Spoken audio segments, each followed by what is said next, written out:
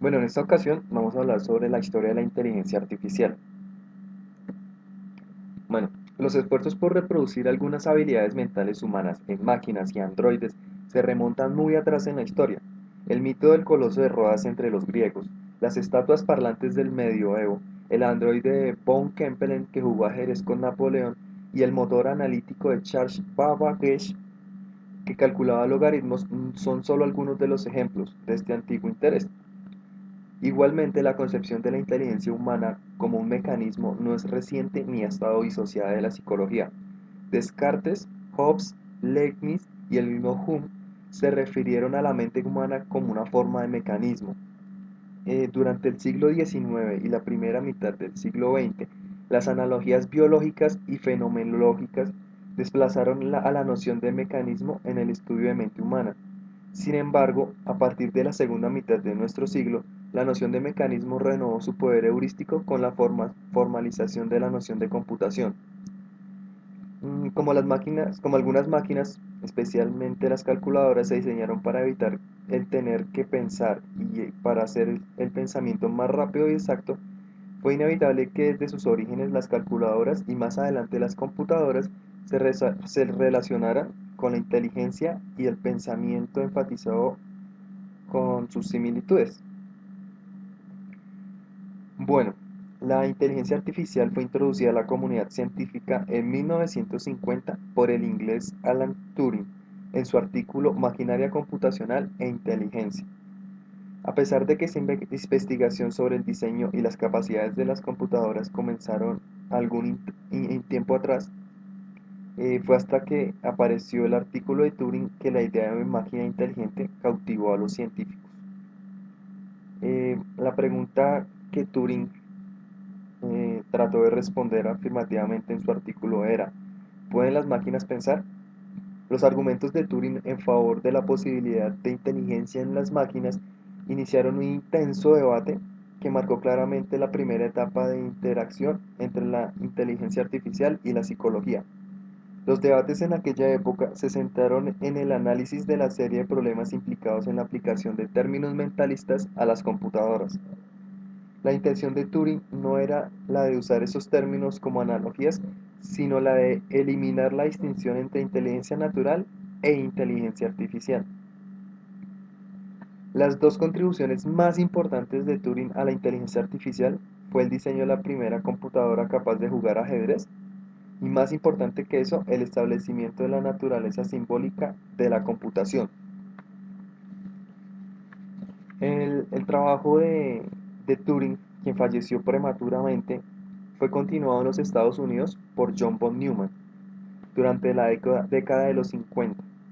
Su contribución central fue la idea de que las computadoras deberían diseñarse tomando como modelo al cerebro humano. Von Neumann fue el primero en antropomorfizar el lenguaje y la concepción de la computadora al hablar de la memoria, los sensores, etc. Mm, él construyó una serie de máquinas utilizando lo que a principios de los 50 se conocía sobre el cerebro humano y diseñó los primeros programas almacenados en la memoria de una computadora.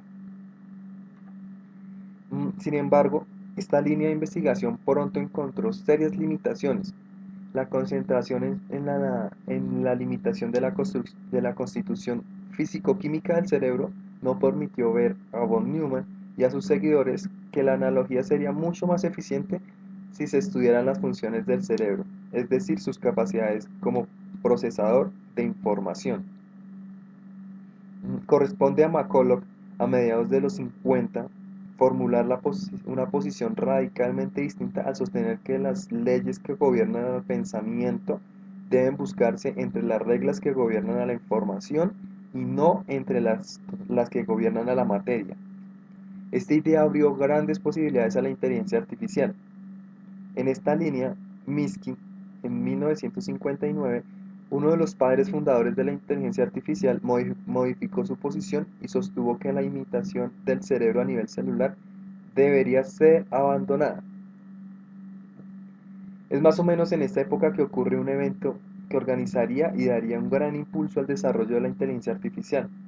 fue el Congreso de Dartmouth en 1956. Este congreso, en el que se reunieron los padres fundadores de la disciplina, se llegó a la definición de las presuposiciones básicas del núcleo teórico de la inteligencia artificial, las cuales son tres. La primera, el reconocimiento de que el pensamiento puede ocurrir fuera del cerebro, es decir, en las máquinas. Segunda, la presuposición de que el pensamiento puede ser comprendido de manera formal y científica. Y la tercera, la presuposición de que la mejor forma de entenderlo es a través de las computadoras digitales. Bueno, desde los finales de los años 50, la investigación de la inteligencia artificial se expande y se multiplica en direcciones diversas. La capacidad simbólica de las computadoras es estudiada, entre otros, por Shannon en 1950 y por Newell, Shaw y Simon en 1958, quienes diseñan el primer programa inteligente basado en su modelo de procesamiento de información.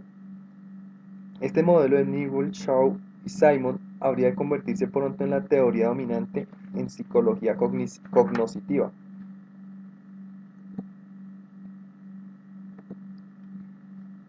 Bueno, en los años 60, la inteligencia artificial comienza una base distinta de desarrollo. En 1962, McCarthy y Raphael inician sus trabajos sobre el diseño y la construcción de un robot móvil que llamarían Chucky. La diferencia fundamental de este robot y los programas en computadora utilizados hasta ahora por la inteligencia artificial es que Chucky tendría que enfrentar el reto de interactuar en el mundo real en términos de espacio, tiempo, movimiento. En otras palabras, el robot tendría que tener alguna forma de conocimiento del mundo que lo rodea.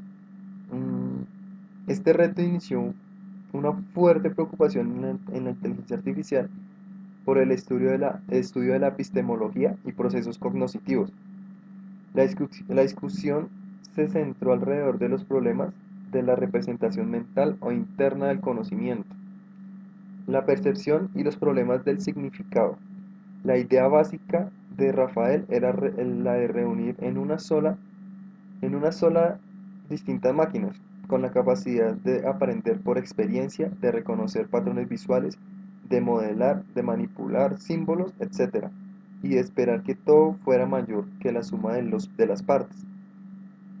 El resultado del experimento no fue el éxito que Rafael esperaba, pero fue un logro sin precedente que hizo posible avances muy importantes.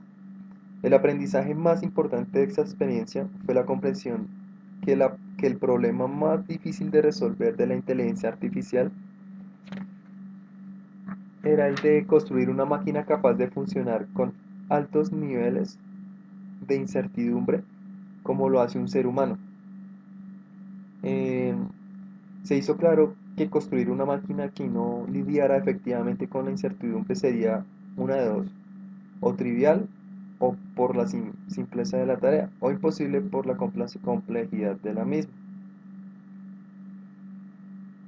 Bueno, hacia los mediados de los años 60, la inteligencia artificial se convierte en un área en el que se interesan e interactúan especialistas de diversas disciplinas: lógicos, psicológicos, matemáticos, lingüistas, filósofos, etc. Uno de los grandes temas de la inteligencia artificial en esta década fue el estudio del lenguaje y la mayoría de los estudios iniciales sobre el lenguaje. Se atacó el problema de diseñar una máquina que fuera capaz de traducir de un idioma a otro. El énfasis que se hizo en el análisis de la sintaxis en lugar del significado eh, fue la estrategia, o sea, fue una estrategia que se abandonó relativamente pronto. Los investigadores interesados en esta área de la inteligencia artificial pronto descubrieron que la traducción no es lo mismo que transformación, y que como consecuencia de ello, de alguna manera la máquina tendrá que entender un texto antes de poderlo traducir. La inteligencia artificial en la actualidad. Una de las industrias que despertó hace poco con este tema de la inteligencia artificial y que usamos a diario es la automotriz. Antes se trataba de hacer carros bonitos y rápidos, mientras que ahora todo se trata de qué tan inteligente y cuántos gadgets o dispositivos electrónicos tienen, desde autos que se estacionan solos, hasta otros que asisten en el manejo, hasta carros completamente autónomos. Ya, o sea, ya esto es una realidad, ya están en desarrollo. Tesla es una compañía de autos cuya misión es hacer carros eléctricos y se han puesto como meta tener un auto autónomo que se venda comercialmente en 2 años.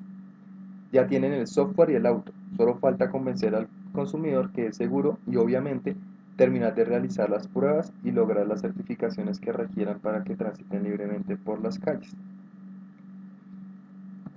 Bueno, con el mundo de las aplicaciones, por otro lado, se han desarrollado un sinnúmero de soluciones independientes de inteligencia artificial que realmente lo dejan a uno con la boca abierta. Hay aplicaciones que traducen letreros, conversaciones de manera instantánea, entre varios idiomas, sin hacer nada más que abrir la aplicación en tu celular.